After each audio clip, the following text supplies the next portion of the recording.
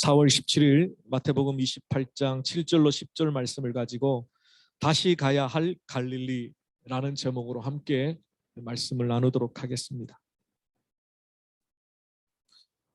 신앙의 추억은 세월의 흐름 속에 살아갈 수밖에 없는 우리들에게 중요한 의미를 가지고 있습니다.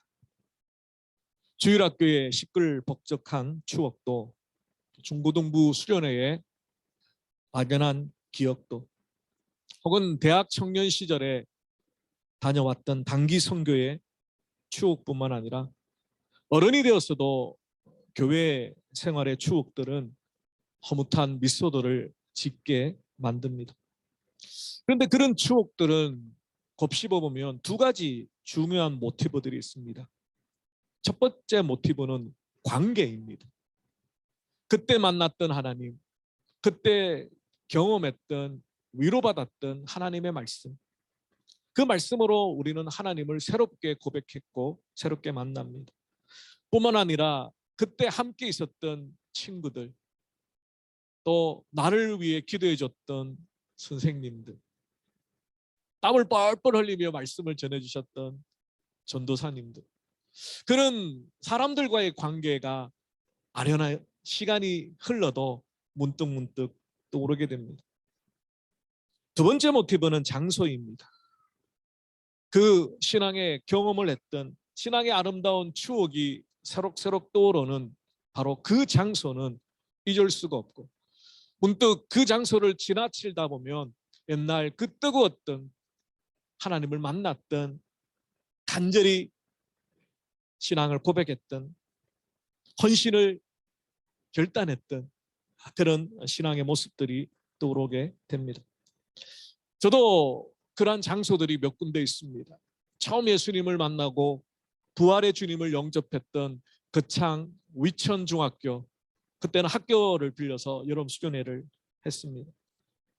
대학생 시절부터 리더 수련회와 1박 수련회를 했던 경산 복음수양관, 군입대 전에 4명의 형제들이 함께 기도하며 금식하며 군생활을 하나님 앞에 올려드렸던 청천다락원, 그리고 믿음의 선배들과 여름이면 성경학교와 수련회를 앞에 두고 기도했던 주암산 기도원,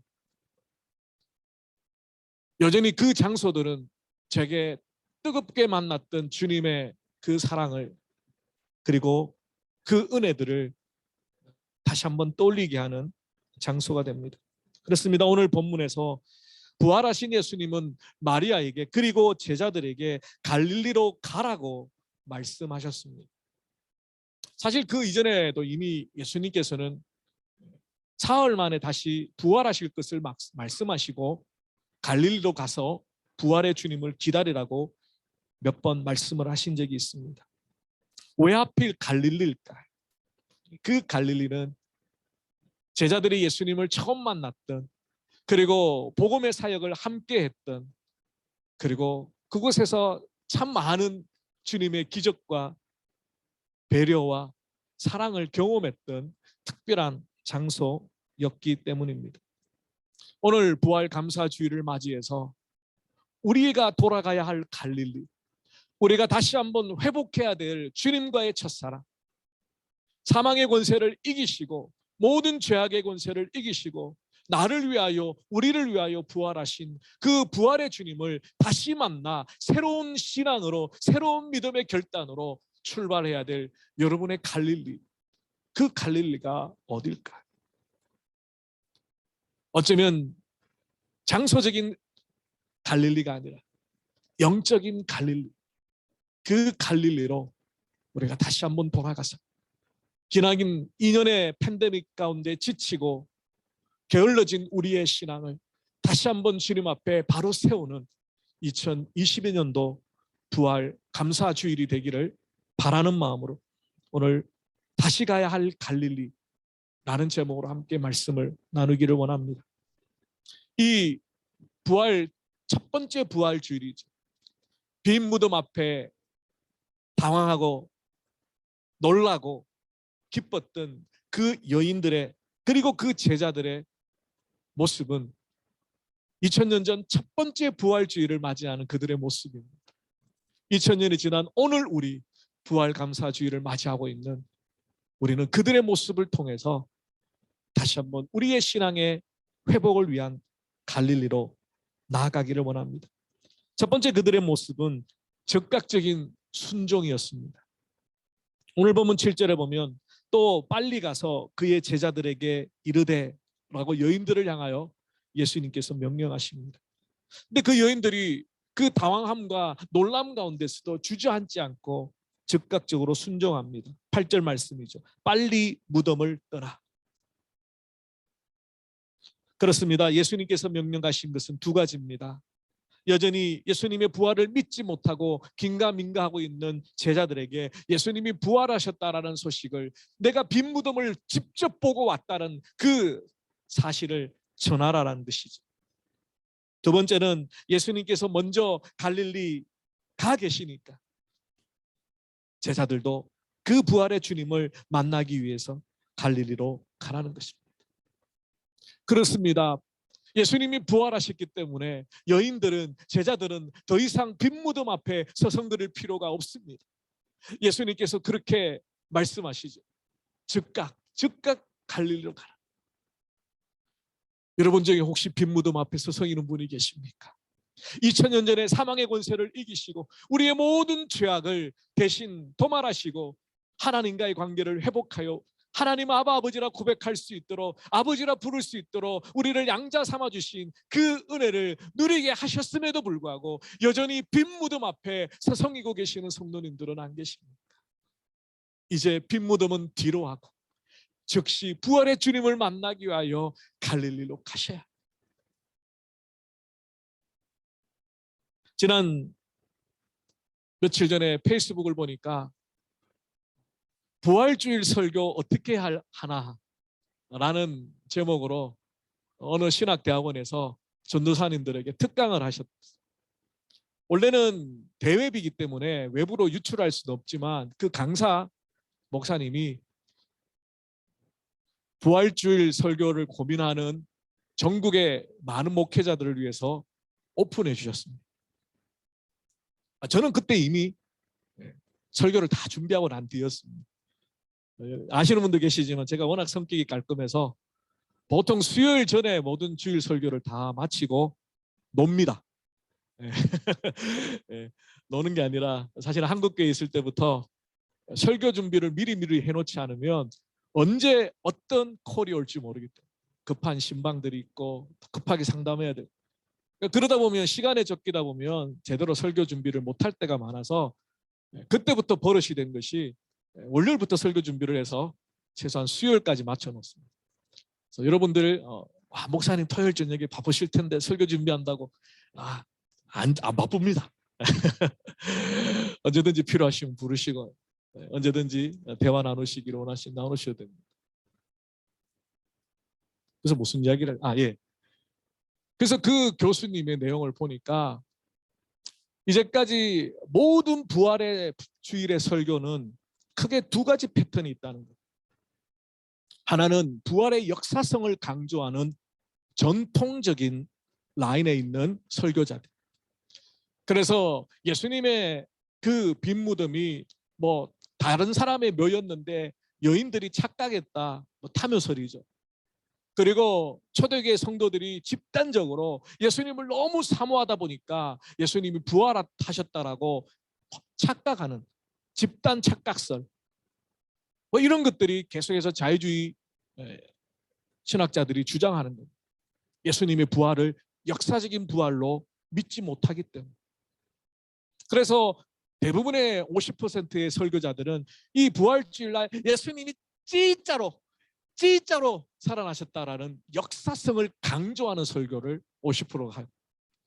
이게 이제 전통적인 부활주의 설교. 그리고 전통주의를 조금 넘어서 최근에 목사님들, 또 젊은 신세대 목사님들은 의미를 강조하는 설교를 한 50% 합니다. 부활의 역사성은 보다 더 중요한 것은 오늘 믿는 자, 우리들에게 부활이 어떤 의미가 있는가, 이게 더 중요하다. 저는 늘 항상 동전의 양면이죠. 둘 다 중요하다고 생각하는 주입니다. 역사성을 믿지 않고 의미를 이야기할 수 없죠. 예수님이 진짜 2000년 전에 이 땅에 오셔서 갈릴리를 걸으셨고 우리 죄를 위하여 십자가를 지셨고 정말 사흘 만에 부활하셔서 빈 무덤으로 우리에게 보이셨다라는 역사적인 히스토리컬한 이벤트라는 것을 믿지 못하는데 그 부활이 나에게 어떤 의미가 있는지 아무리 외쳐봐야 무슨 의미가 있는지. 반대로 부활의 역사성은 믿어라 믿어라 외치지만 그 부활이 오늘 우리를 살아가는데 오늘 현대를 살아가는 우리에게 아무 의미가 없다면, 예수님의 부활이 단순히 우리의 죽어서 구원 천국 가는 것을 위한 부활이었다면 우리는 여전히 그 부활의 의미를 반쪽밖에 알지 못한다. 여러분, 예수님의 부활이 2000년 전 그 부활이 여러분의 삶에 어떤 변화를 끼치고 있습니까? 오늘 부활 감사주의를 맞이해서 그 부활의 소망이 정말 나의 소망이 되고 그 부활의 주님 때문에 이 땅 가운데서 어떤 십자가를 지고 주님의 뒤를 따라갈 수 있겠다라는 결단이 있습니까? 주님의 부활은 정말 사랑하는 가족을, 사랑하는 부모를 믿음으로 먼저 보낸 자들에게는 피부로 와닿는 소망이 됩니다. 그러나 그렇지 못한 분들에게 과연 부활이, 예수님의 부활이 오늘 나의 신앙생활 2022년도를 살아가는 멜번 땅 이 이민자로 유학생으로 워홀로로 살아가는 이 땅의 삶에 과연 어떤 의미로 여러분의 삶을 파고 들어가고 있는지, 그 부활이라는 주님의 메시지가 나는 부활이요 생명이다, 주님의 그 말씀이 여러분의 삶을 감격스럽게 만들고 여러분의 현재의 삶 가운데 위로가 되고 소망이 되고 있는지, 우리는 다시 한번 부활의 의미 또한 새겨보아야 합니다. 그러므로 첫 번째, 이 여인들이 즉각적인 순종을 했던 것처럼 그 부활의 주님을, 빈 무덤을 봤기 때문에 그 천사를 통해 주님이 주시는 말씀, 나중에는 만나 주시지만 갈릴리로 가라, 예수님의 말씀이 떠올랐습니다. 빈 무덤에서 예수님 찾을 필요가 없습니다. 그러므로 갈릴리는 다시 한번 주님을 만나고 새로운 인생의 터닝 포인트가 될 겁니다. 우리가 오늘 부활주의를 맞이해서 여러분 신앙생활을 잘 하셨고 여러분 믿음 생활 잘 하셨지만 그럼에도 불구하고 한 단계 더 업그레이드 되는 정말 부활의 주님을 내 삶 속에서 동행하는 그 신앙의 고백이 있기를 원합니다. 하나님의 말씀 때문에 순종하는 것, 이 여인들이 즉각적으로 순종했던 것처럼 하나님의 말씀이 확실하다면, 진리의 말씀이 분명하다면 주저하지 마시기 바랍니다. 그 말씀으로 인하여 손해를 본다 할지라도, 핍박을 받는다 할지라도, 조롱을 받는다 할지라도 즉각적인 순종. 하나님은 날마다 우리에게 말씀하시죠. 그 말씀대로 살아가기를 기뻐하시기 때문에 여러분에게 말씀하실 때 즉각적으로 순종하시기 바랍니다. 이리 재고 저리 재지 마시기 바랍니다. 이게 내게 득이 될까, 내게 손해될까 따지지 마시기 바랍니다. 하나님의 말씀이라면, 주님의 진리라면 내가 기꺼이 즉각 순종하겠다. 사무엘상 15장 22절 말씀이죠. 사무엘이 이르되 여호와께서 번제와 다른 제사를 그의 목소리를 청종하는 것을 좋아하신 같이 좋아하시겠나이까. 순종이 제사보다 낫고 듣는 것이 수장의 기름보다 나으다.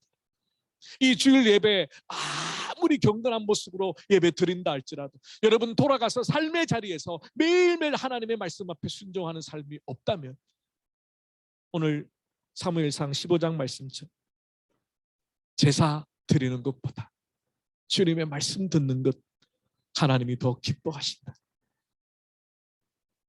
두 번째로 예배의 회복입니다.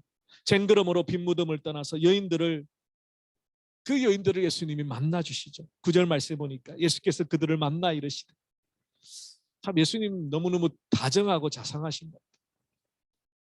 그 여인들을 놀라고 기쁘고 두려움에 막 달려가는 그들을 주님이 만나 주십니다. 예수께서 그들을 만나 이르시되 평안하냐 하시거늘 여자들이 나아가 그 발을 붙잡고 경배하니라. 사실 이것이 오늘날 부활절 감사 예배의 시초인 것 같아요. 부활의 아침에 여인들은 예수님을 예배했습니다. 구약의 안식일에서 이제 안식 후 첫날 주님이 부활하신 그 날을 기념하는 주일 예배로 바뀌었죠. 지금도 유대인들은 구약의 이스라엘 전통에 따라서 안식일에 예배를 드리죠. 토요일 날 예배를 드리죠. 우리는 주님의 부활을 더 중요하게 생각하기 때문에, 주님의 부활을 더 고백하기 때문에 안식일이 아니라 주일을 지키고 있습니다. 그러므로 초대교회 믿음의 성도들은 매 주일마다 주님의 부활을 기념하였습니다. 매 주일이 부활 감사 주일이었다. 그 첫날 아침에 여인들이 예수님을 경배하였다 그랬죠. 그 발을 붙잡고 경배하다. 이 경배하다라는 헬라어가 프로스키네오라는 단어인데요.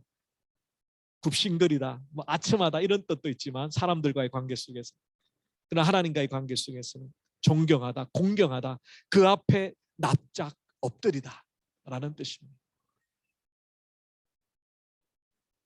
여인들이 예수님의 발을 붙잡고 경배합니다. 고대 페르시아나 또 고대 근동의 팔레스타인 지역에는 존경하는 사람, 순종의 의미로 무릎을 꿇고 그 발을 붙잡고 얼굴을 땅에 대는 관습이 있었습니다. 그러므로 우리가 드리는 이 주일 예배는 하나님 앞에 우리의 마음의 무릎을 꿇고 그분 앞에 납작 엎드려져서 오직 하나님만이 영광을 받으실 분입니다 고백하는 것. 설교 시간에 뭐 한 3분의 1은 찬양을 하고 3분의 2 또 한 1은 말씀을 나누고 또 교제하고 하면서 마이크를 제일 오래 잡는 사람이 예배의 주인공인 것처럼 착각할 수 있습니다. 저도 예배자입니다. 하나님의 말씀을 여러분에게 전하지만 저도 이 앉아 함께 예배하고 있습니다. 찬양할 때도 함께 찬양합니다. 우리 모두 다 하나님 앞에 엎드려 하나님만을 바라보고 하나님의 영광만이 드러나기를 원합니다. 그분만이 내 마음에 각인되기를 소망하는 마음으로 우리의 삶의 전부의 주인이신 그분 앞에 납작 엎드려 있는 예배, 그 온전한 예배를 가장 먼저 드렸던 사람이 예수님의 빈 무덤 앞에 왔던 바로 그 여인들이었습니다.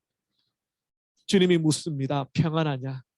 여러분, 일주일 동안 세상 가운데 이 모양 저 모양 세상 사람들처럼 삼시세끼 밥 먹고 세상 사람들처럼 똑같이 일하고 세상 사람들처럼 똑같이 살았지만 하나님의 백성들은 하나님 보실 때에 구별되죠. 이 모양 저 모양으로 섞여 살았지만 우리는 하나님의 자녀로 살아왔습니다. 세상에 온갖 두려움과 염려와 불안과 걱정 근심이 있었습니다. 오늘 이 예배 시간에 주님이 묻습니다. 특별히 사망의 권세를 이기시고 인간의 가장 고통인 죽음의 문제를 해결하시고 주님이 우리에게 물으십니다. 평안하냐?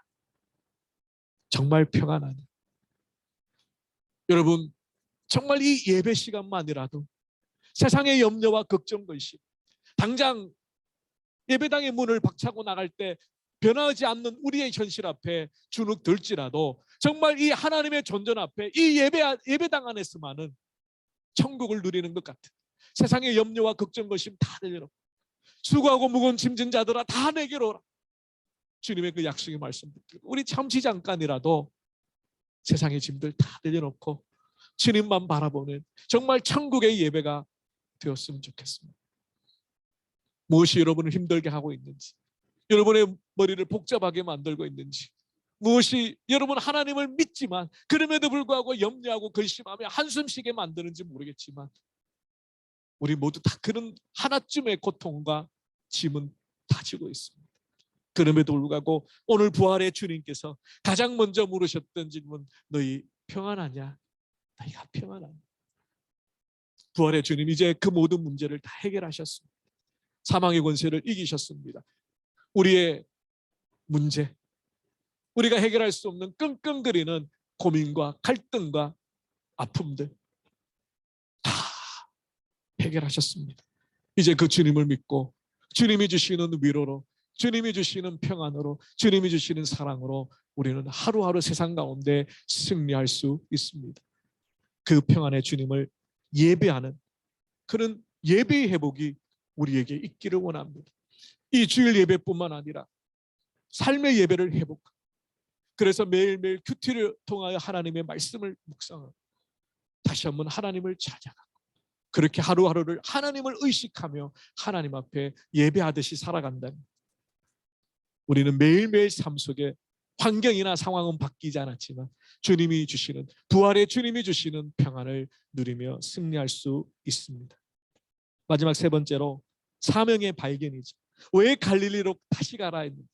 갈릴리는 새로운 사명의 시작입니다.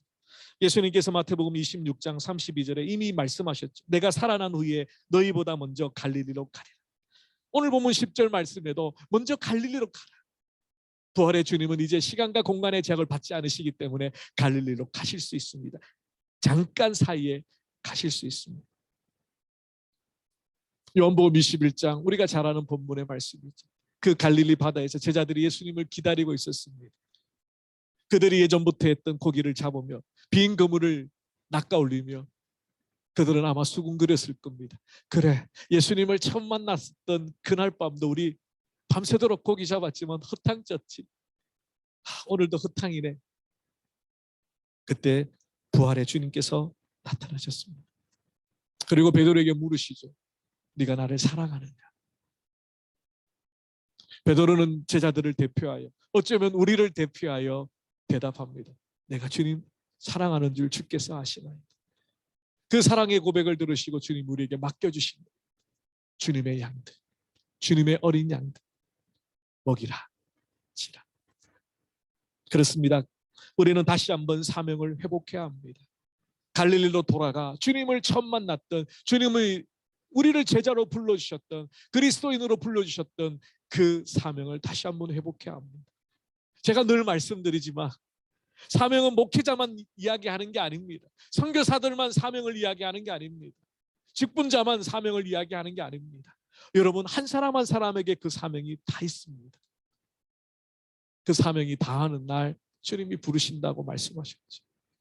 사명이 끝나지 않았던 여러분이 아직 살아있다는 것, 우리가 아직 호흡하며 살아있다는 것은 우리를 통하여 이루시는 하나님의 사명이 아직까지 남아있기 때문에